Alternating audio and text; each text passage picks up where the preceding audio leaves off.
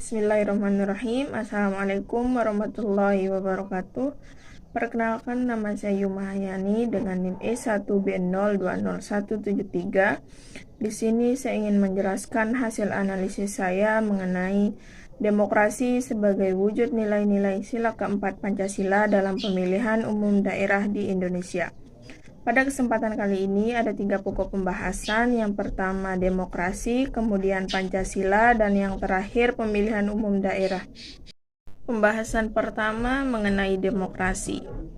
Demokrasi sering sekali dimaknai dengan pemerintahan dari rakyat, oleh rakyat, dan untuk rakyat. Dan bagi negara yang menganut sistem demokrasi di dalamnya, tentu tidak bisa terlepas dari partisipasi warga negara dalam pemilihan umum, terutama dalam pemilihan umum pada tingkat daerah.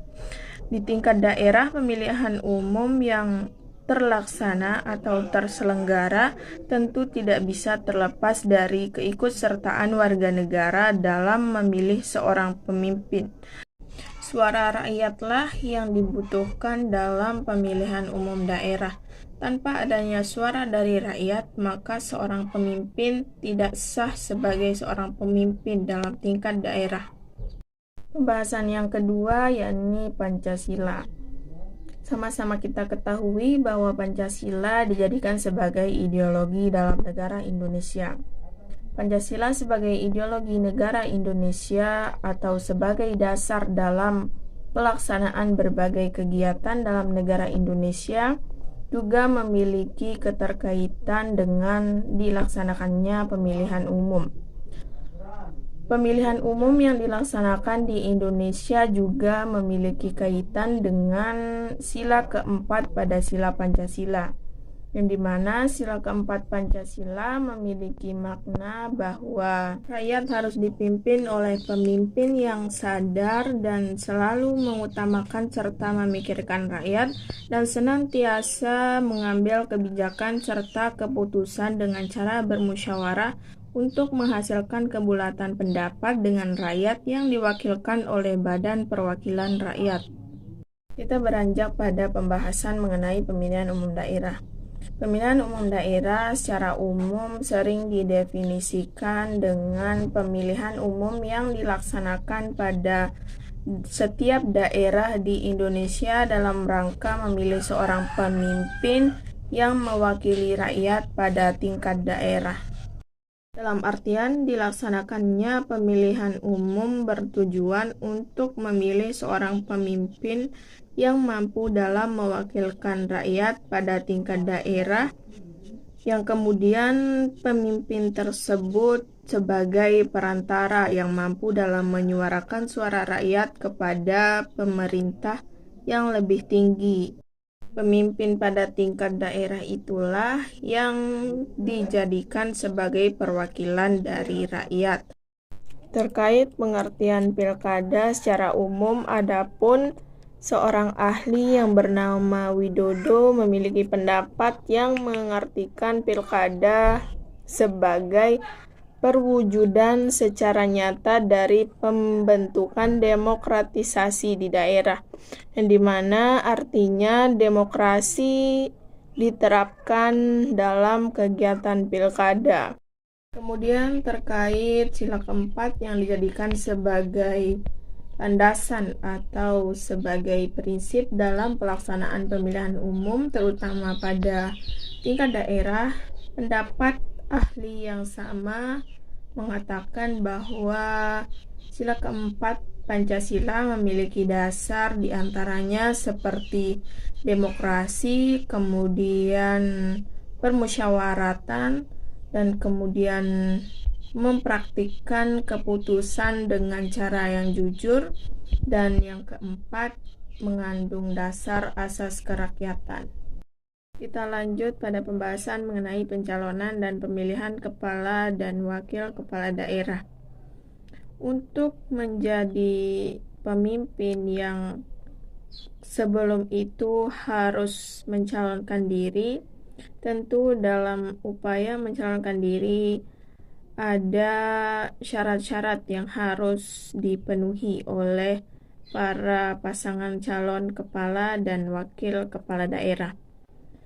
Dan dalam pemilihan umum daerah, ada beberapa syarat yang harus dipenuhi oleh pasangan calon, di antaranya dilakukan oleh partai politik bahkan gabungan dari partai politik yang memiliki kursi di DPRD.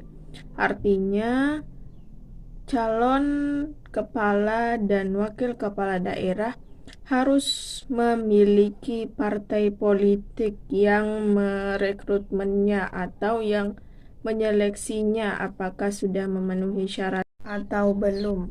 Setelah itu, pasangan calon kepala dan wakil kepala daerah juga harus memiliki partai politik yang mendampinginya sampai dianggap sah sebagai seorang pemimpin pada tingkat daerah. Kemudian selanjutnya terkait pencalonan dan pemilihan kepala dan wakil kepala daerah juga sudah diatur dalam Undang-Undang Republik Indonesia Nomor 1 Tahun 1957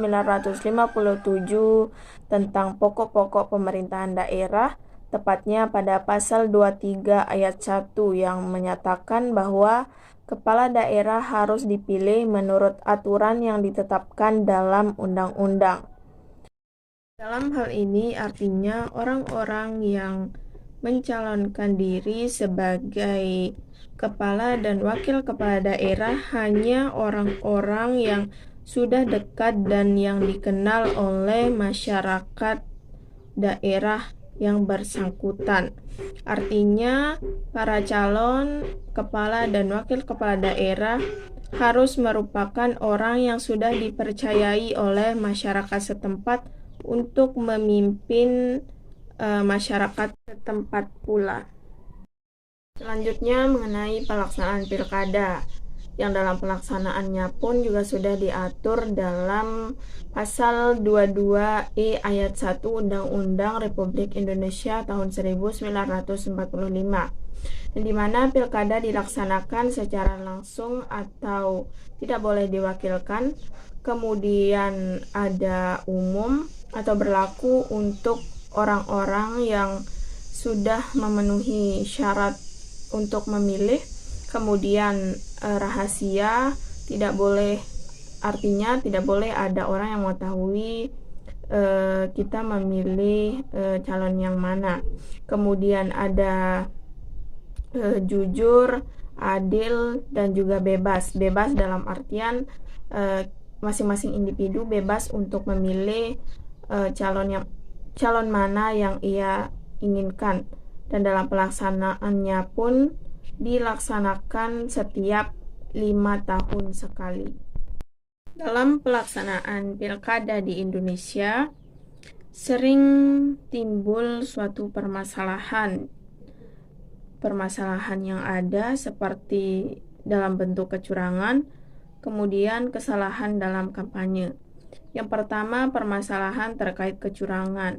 Kecurangan ini dilakukan oleh calon kepala dan wakil kepala daerah itu sendiri, kemudian pendukung calon, kemudian tim penyelenggara pilkada, dan juga masyarakat.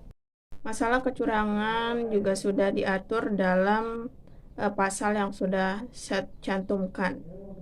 Permasalahan yang kedua mengenai kesalahan dalam kampanye, yang dimana partai politik yang menghilangkan nilai pada sila keempat dengan diadakannya sistem tunjuk langsung dari partai politik.